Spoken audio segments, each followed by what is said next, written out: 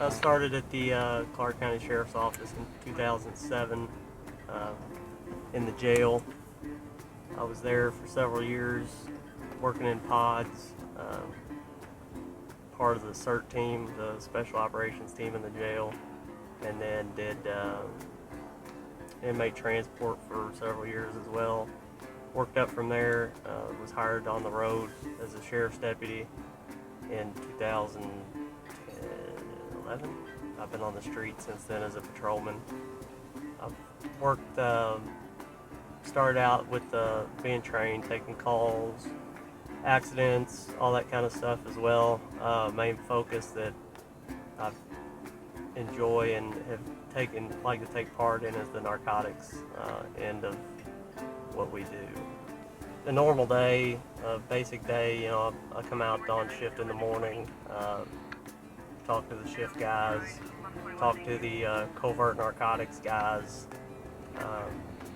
and then from there drive around and look for things that look, that aren't ordinary, the things out of place.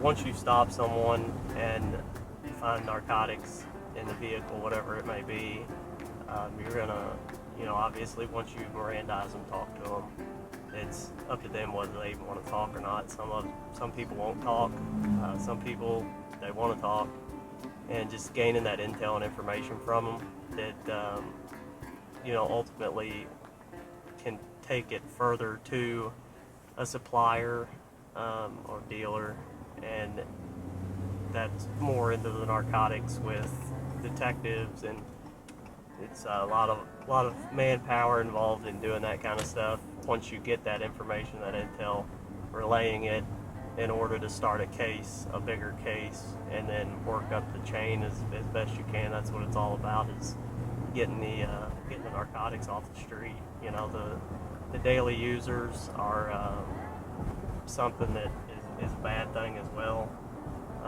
We don't want people using, but my main concern is who's giving it to them. Once you get your narcotics, you talk to people, gain intel, and then you can take it a step further and go from there with the covert side of it with the narcotics division, and get set up things where you can do more. You can do control buys, you can do buy busts, you can get, sometimes you can get search warrants based off those things. Basically, so in my opinion, it started out with the pills, and then meth came around too.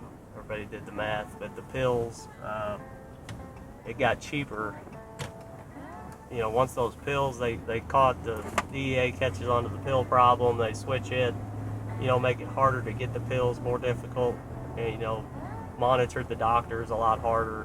Then it goes to, a lot of people started just using heroin. Heroin made a huge comeback. Our overdose rate, when I first got on, you hardly ever had heard of an overdose, and now it's something that, you're not shocked if you hear it 3-4 times a day.